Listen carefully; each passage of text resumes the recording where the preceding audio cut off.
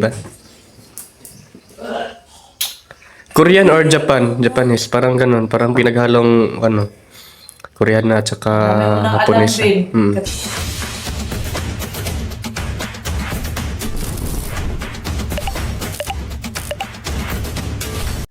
Nagpapaganda na naman ng aming Peking Koreana. Saan kayang punta nito ngayon, no? Umuwi ako sa bukid. Oo. Ba't ganyan ka kaganda? Ganyan ka mag-ano ng ano mo ngayon? Mag-ayos ng mukha. Kung uwi ka lang naman ng bundok. Parang ano Dito ka? naman talaga ako mag-ayos Kahit hindi na ano, maganda pa rin, no? Kahit walang makeup. Hindi ka naman naka-makeup ngayon, no? Slight lang, hindi lang. Slight lang. Kasi pag marami yung makeup ko, parang akong bakla. Mm-mm. Iba talaga pag maganda, no? Kahit walang makeup. No need na talaga may makeup, no? Hindi, maganda ka naman. Ayan, no? Ay, sobrang ganda ng outfit ko ngayon. Oh, parang ano ba? Parang magrampa. Parang ano. May ano siya ngayon. Silos yung pants ko, tapos din yung jacket ko. Ito yung gusto kong mga damit. Ito yung gusto kong mga damit. Baka meron kayong mga damit na hindi na masusuot yung mga ganito sa akin Yung katulad ng pants mo. Yes. Ganda eh. Pang ano, pang pormahan. Ba't mapurma ka ngayon? Kasi alam mo, kahit hindi maganda yung damit mo, pag marunong ka bumagay, Magdala no ng ano mo, damit. maganda yun. Kumbaga ba, bagay-bagay lang, no? Yes. Ito kang jacket ko, binigay lang sa akin. Ng pinsan. Ganda naman. Maganda yung no, jacket mo. Bagay sa ano mo. Mukha. Mukha! Ang gamit ko pang bululoy, yung tali, tsaka Then, binigay ko na sa'yo. sabayan pa ng bangs. Maganda naman yung ano mo. Bagay naman. Para kang Korean. Di ba? Korean or Japan? Japanese. Parang ganun. Parang pinaghalong ano. Korean at saka Marami ko nang alam Hapones. din. Katutubo lahi ko, oy. Katutubo. Hindi naman halata. Hindi naman kayo pure no na katutubo, no? Hindi ko may katutubo lahi, Marcel. Ikaw ang nagano. Yung mama ko, pure Bisaya, yung papa ko. Oo. Half Muslim, half Ilonggo. Oh, hindi kayo katutubo. Sana ang lang. Andun na. So ngayon po ay nandito po ako sa ano. Ayan. Dito sa may mga kahoy banda para ano. Dito sa labas ng PB House. Sa may gilid ng daan para kumuha ng mga kahoy para gawing kapitan doon sa may ano, yung tinanim namin ng mga wing bean ni Kuya GR. Ayan. Nung nakaraan ay inanuhan niya na pero kulang pa po yung nilagay niya ng mga kahoy. Kaya dagdagan ko para ano, para makumpleto na kasi nga po yung mga wing bean na tanim namin ay gumapang na.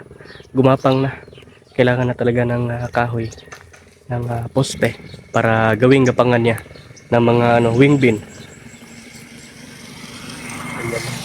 At may dala tayo ngayong itak para pangputol natin ang kahoy. At yung yung nilagay ni Kuya JR doon, yung iba ay medyo maliliit. So pag gapang yung doon, yung mga wing bean, talagang matutumba yung mga kababayan. Dahil nga po ay mga maliliit yung nilagay niya, yung iba. So kailangan natin yung palitan. Kaya nandito ako ngayon para kumuha ng mga kahoy. So yan po mga kababayan, let's go! Ayan, nandito ako ngayon. At yung PB House, makikita niya. Ayan. Nasa gilid lang tayo ng bahay.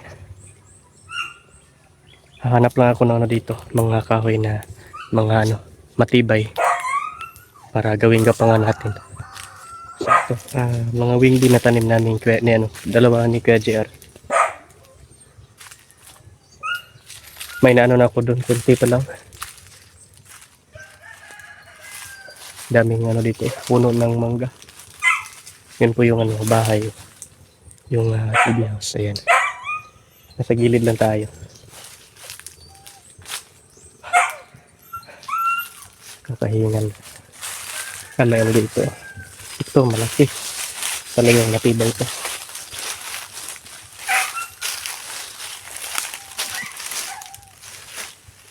Ayan.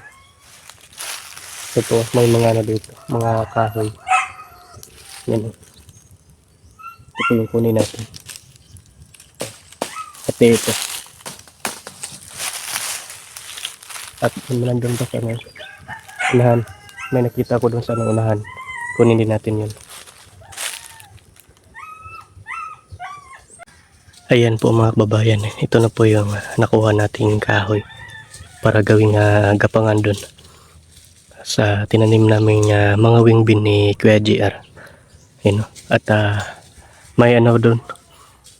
Binilin ko doon sa may unahan. Yung kanina. Yung kinuha ko kanina doon banda. And then ito naman. Parang kasya na to doon.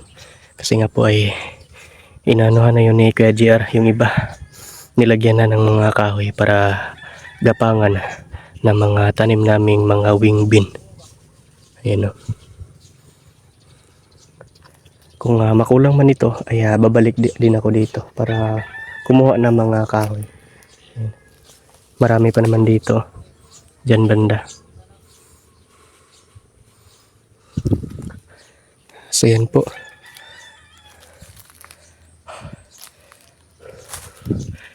At babalik na po tayo doon sa bahay sa PB house. Yan, malapit lang naman, nandyan lang ako.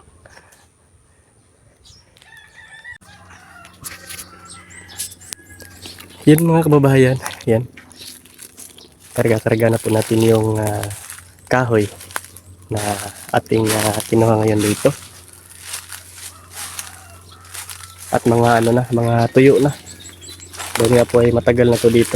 Matagal na tinumba ng ano nito. Yung may ano dito, yung nagtatrabaho dati dito. Saan ba tayo dadaan? Dito na sa ilalim ng mangga.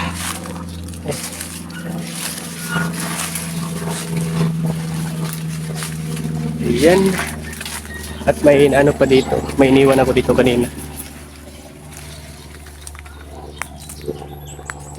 At yung wing bean doon mga babae na hindi pa po na nalagyan ng abono.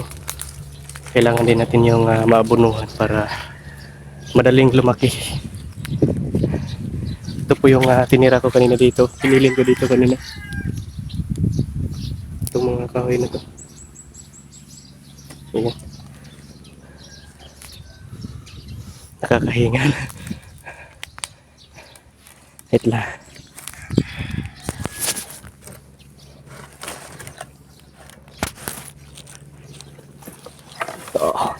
Dalahin natin to lahat.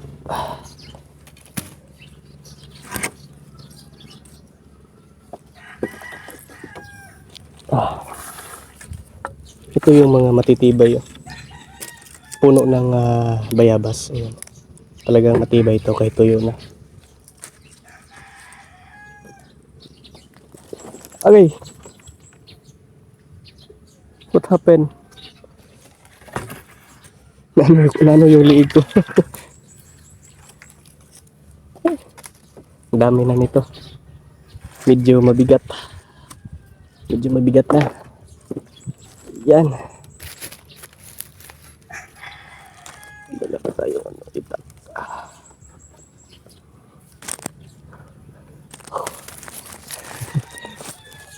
Ayan, ito na po. Ang dami pong kahoy na kinuha ko. Para dun. Dahil nga po yung wing bean dun ay gumapang na sa lupa. Kailangan na natin lagyan ng kahoy para gawing gapangan. Okay.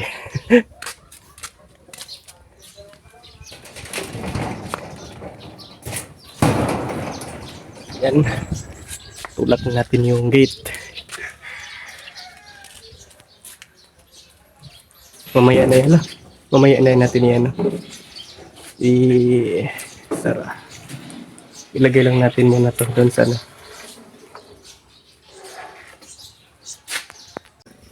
Nandito na po ako ngayon sa mga kababayan. Dito sa tinaniman ng mga wing bean namin ni Kuya JR. Ayan. At dala-dala ko na yung mga kahoy. Ayan. Para gawing dito. gapangan ng mga wingbin. Ayan o. Tulad nito mga kababayan, talagang napakaliit ng kahoy na ito. Kung gapangan to ng wingbin mga kababayan at may bunga na, talagang matutumba to. Ayan. Kumbaga ano lang to ba, temporary. Ayan. Para lang may magapangan yung wingbin natin. No? Kaya papalitan natin to ng bago ngayon. Yung mga malalaki at matitibay na mga kahoy. Tulad ng dala ko ngayon. No? Talagang matitibay ito. Ayan. Ang init na pala. So yan po mga kababayan, at lagyan ko na to ng mga kahoy para may ano na, gapangan na yung mga wingbin na tanim namin ni Kuya JR dito. Yun po mga kababayan, at naano ko na dito yung tanim namin ng mga wingbin. Nalagyan na ng mga kahoy, ng mga ano, para gapangan niya. Ayan. At tinalian ko na din po mga kababayan para matibay. Pag kakapit yung ano dito, pagagapang yung wingbin dito ay talagang ano siya, matibay siya. Dahil nga po ay tinalian ko. Yan o, ito lahat. Yan. At medyo malaki-laki na yung nalagay natin ng mga kahoy, di katulad nung una. Yan dito din. May tali na din. Pati din dito. Ayan. So, panigurado. Matutuwa siya no. Nito, Kuya JR. Dahil nga po ay nilagyan ko na ng kahoy yung tanim namin na wingbin para dyan na po yung gapangan ng ano, magsilbing gapangan ng wingbin. Ano. At pag ano na po mga kababayan, pag umulan na po, lagyan ko na po yan ng abono. Ngayon po kasi dito ay talagang napakainit, no? Kaya hindi pa natin naabunuhan yung tanim na wingbin natin. Pag uulan, kailan pa kaya uulan dito? Kaya anuhin na natin yan, lagyan na natin yan ng fertilizer. So yun po mga kababayan, at at nalagyan na din natin ng mga kahoy no ng poste para gawing gapangan ng mga tanim na wingbin namin yung dalawa ni Kuya JR. So ayan, at napakalaki na ng ano. Tingnan lang natin yung kamuting kahoy na tanim ko. Nandito na tayo eh. Kaya yan na natin to. Para ang laki na ng kamuting kahoy dito.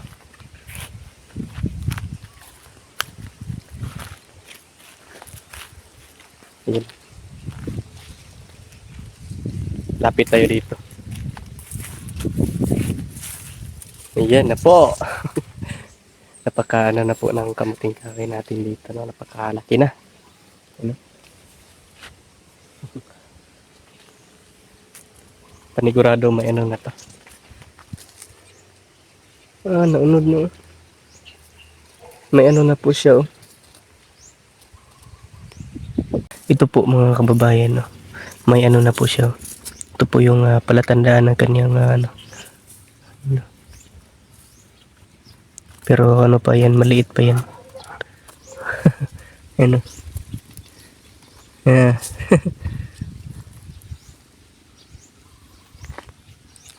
Ano na dito? Ang hindi na magtatagal at makakain na tayo ng kamuting kahoy na tanim dito. Sa ano, Pugong Bihero Farm.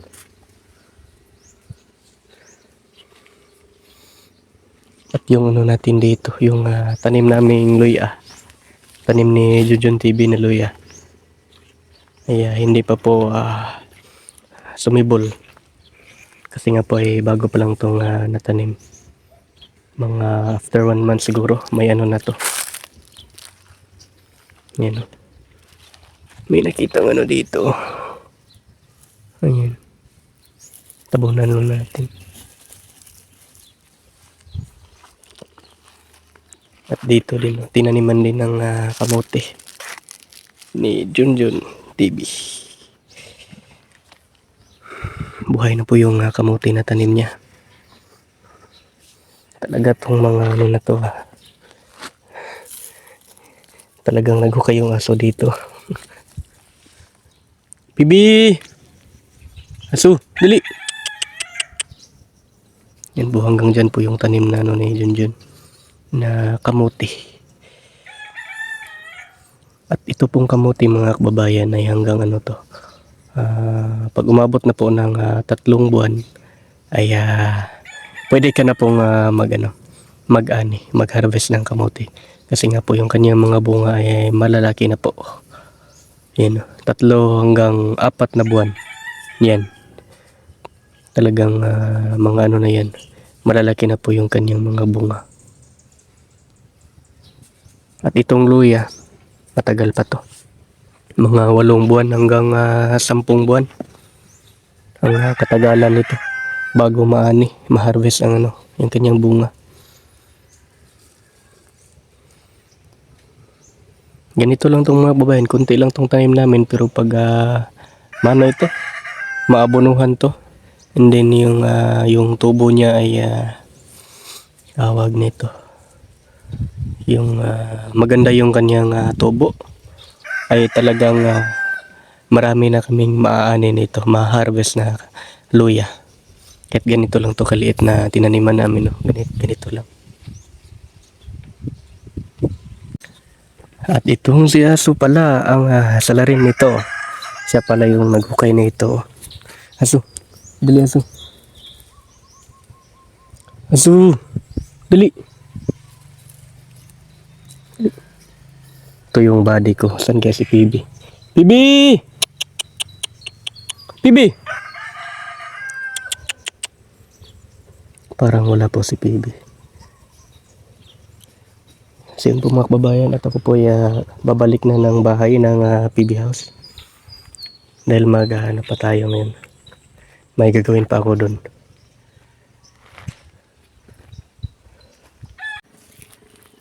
Yan na po ang itsura ng ating wing bean ngayon. Nalagyan na natin ng mga kahoy. Maganda na yan. Matibay. Ayan o. Pwede na yan. At may tali pa para talaga lalong tumibay. Kagaya ng relasyon. Ayan.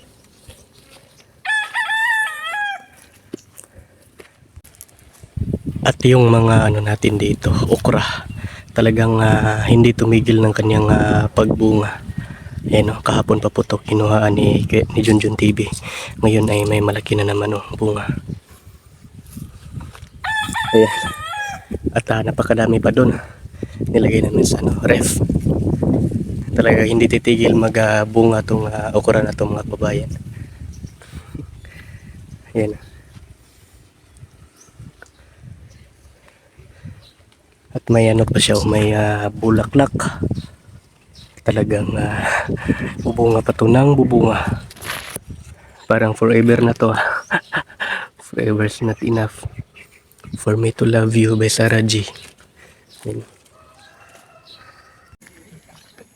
Ngayon po ay nandito po tayo ngayon sa tanim na wing bean para magdilig. Madala po tayo dito. Timba. Ayan. At kanina lang po ay nalagyan na natin ng mga kahoy para pang gawing gapangan ng wing bean. So ngayon naman po yung gagawin ko ay magdilig dito para kasi nga po ay ito yung tuyo po yung halaman pati yung lupa syempre. So yan. At magdidilig na po ako mga kababayan. Ito na po yun mga kababayan. Ayan o. Nadiligan ko na po. Ayan. Hindi na po tuyo yung kanilang mga puno ng mga wing bean. Dahil nga po ay diniligan ko na ng tubig. Ito po lahat. Ayan o. Ayan. Hanggang doon. At ang kaganda na tingnan pag pagagapang na to dito. Pagkakapit nito siya dito. Papunta dito sa itaas. Ayan o.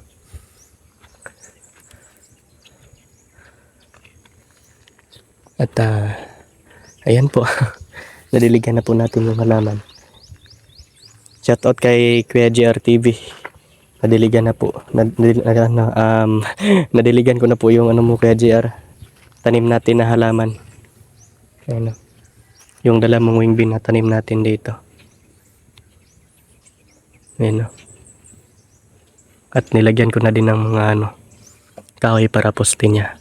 Para dito kakapit yung mga wing bean. Yun po mga kababayan, hanggang dito na lang po yung video natin ngayon. At thank you po sa inyong lahat. Sa walang asawa, walang tigil, walang pag-alinlangang pag-suporta po sa aming lahat. Lalong-lalo na po sa aming pinuno, pugong biyahero. Thank you very much po talaga mga kababayan. Hanggang dito na lang po. Ingat po kayo palagi. Bye-bye!